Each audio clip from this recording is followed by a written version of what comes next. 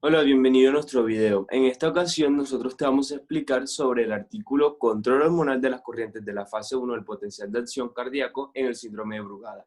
Los integrantes de nuestro grupo son Valentina Sánchez, Juan Diego López, Daniela Petro, Camila Cuesta y mi persona Francisco Estrada. La prueba de Langendorf es una técnica experimental de órgano aislado. Su principio básico radica en la posibilidad de perfundir las arterias coronarias usando una cánula de perfusión retrógrada posicionada en la aorta. Gracias a una perfusión adecuada del líquido nutriente es que se logra nutrir la masa ventricular. En esta prueba se reinicia la actividad contráctil perdida del órgano que se consideraba inicialmente muerto. Este fenómeno ocurre independientemente del llenado ventricular, ya que éste se encuentra al vacío, y es gracias a la excitabilidad del músculo ventricular que se logra la contracción del órgano, por lo que se pueden estudiar las reacciones del músculo al reaccionar con aplicaciones de distintos fármacos. En este caso, los fármacos utilizados para el estudio fueron finasterida y testosterona, en donde se buscaba ver la reacción del órgano al ser sometido sobre estas sustancias. El síndrome de Brugada es una canalopatía hereditaria de un patrón de transmisión autosómico dominante que presenta un marcado sesgo de género en la expresión del fenotipo, con una proporción hombre-mujer de 9:1. En el 20% de los individuos afectados se han observado mutaciones en la subunidad alfa del canal de sodio SCN5A. Además de la diversidad genética, existe un mecanismo común implícito que explica la aparición de las arritmias ventriculares, que son: primero, una pérdida no homogénea del domo de la fase 2 en el epicardio da lugar a una dispersión de la repolarización transmural y epicárdica. El sustrato arritmogénico se genera como consecuencia de la propagación del domo desde los lugares en que persiste hacia aquellos donde se ha perdido. Segundo, la corriente hito, que es el resultado de la actividad de una serie de canales y reguladores. Tercero, el intercambiador de sodio-calcio, funcionando en modo inverso durante la fase 1 y el principio de la fase 2. El potencial de equilibrio del intercambiador de sodio-calcio está por encima del potencial de membrana. Basándose en estos antecedentes, se planteó la hipótesis de que la regulación por andrógenos de las corrientes iónicas del potencial de acción cardíaco podría ser un factor determinante en la expresión del fenotipo del síndrome de Brugada. Para probar esta hipótesis, se evaluaron primero la regulación diferencial de los andrógenos, donde los componentes de fase 1 y el canal de calcio. Segundo, los efectos que tiene la actividad androgénica sobre la arritmogenicidad en un modelo experimental del síndrome de Brugada. Buenos días, mi nombre es Valentina Sánchez y yo voy a explicar los resultados. En la parte A podemos observar en el eje X cada uno de los grupos en que fueron divididos las ratas. Un grupo control, un grupo que fue tratado con testosterona y un grupo que fue tratado con finasterida.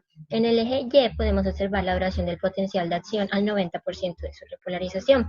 Podemos observar que el grupo que fue tratado con testosterona, es decir, que tenía alta concentración de testosterona en su organismo, la duración del potencial de acción disminuyó en comparación con el grupo control, mientras que el grupo que fue tratado con finasterida, un fármaco que se encarga de la inhibición competitiva de la enzima 5-alfa reductasa tipo 2, impidiendo la conversión de testosterona a su forma más potente, es decir, disminuyendo la concentración de testosterona, aumentó la duración del potencial de acción a cerca de 55 milisegundos. En la gráfica C podemos observar un análogo de la gráfica A, solo que en el eje Y podemos observar la duración del potencial de acción al 30% de su repolarización. Vemos que en el grupo control y en el grupo que fue tratado con testosterona no hay cambios en la duración del potencial de acción, mientras que el grupo que tenía bajos niveles de testosterona hay un aumento significativo en la duración del potencial de acción. De esto podemos decir que cuando disminuimos la concentración de testosterona en las ratas, aumentamos el tiempo de la duración del potencial de acción. Ahora mi compañera va a explicar los resultados que hacen falta. Ahora, en la figura B, se nos muestra una gráfica que representa en el eje Y el tiempo de pico, aquí representado como TTP, y en el eje X los grupos de experimento. Primero, en el grupo de control podemos ver que el tiempo de pico es aproximadamente de 5 milisegundos. Luego vemos que en la testosterona es más bajo, siendo aproximadamente de 4 milisegundos. Esto nos muestra que la testosterona acorta el tiempo de pico, mientras que en el caso de la finasterina, este tiempo es bastante elevado, siendo de 8 milisegundos. Esto nos demuestra que la finasterida tiene una acción antagónica con la testosterona, ya que su mecanismo consiste en evitar la conversión de testosterona a su forma más potente. Y por último, en la figura D, se ven representados en el eje Y el potencial de membrana en reposo y en el eje X los grupos usados en el experimento. Sin embargo, al observar la gráfica, nos damos cuenta de que no se observan cambios en el potencial de reposo de ninguno de los grupos. Esto nos demuestra que los andrógenos usados en el experimento no tienen ninguna influencia en el potencial de la membrana en reposo. Discusión. Gracias al resultado de este estudio se puede comprobar que la causa del síndrome de Brugada es el resultado de cambios en las corrientes al inicio del potencial de acción, en particular de aquellas de fase 0 y fase 1. En este trabajo se utilizó un modelo de rata para describir la acción de los andrógenos en la regulación de los genes que podrían afectar el desarrollo de la enfermedad. Se observó que la DHT aumentó la expresión de KB4.3 y NCX1 en las células HL1, de forma específica, y que la finasterida produjo una reducción notable en el ARNM de estos genes en el corazón de la rata.